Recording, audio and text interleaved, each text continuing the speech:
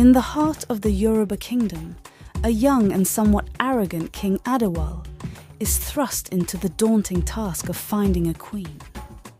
With his father's failing health and the pressing need for a stable alliance, Adewale must choose a bride within 6 months.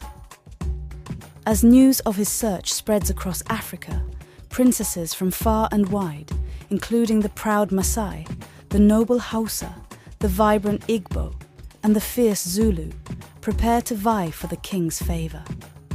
Among them is Princess Efua of the Akan tribe, a spirited and independent woman who despises the idea of being paraded like livestock.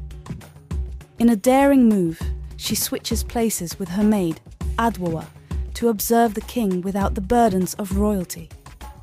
Disguised as a maid, Efua's outspoken nature and undeniable beauty catch King Adewale's eye, sparking a series of encounters that challenge his perceptions and stir his heart. But when Efua's true identity is exposed, their budding romance is thrown into chaos. Can King Adewale look beyond the deception to see the courageous and honest woman beneath? Will Efua find it in her heart to forgive the king's initial arrogance and embrace a future by his side?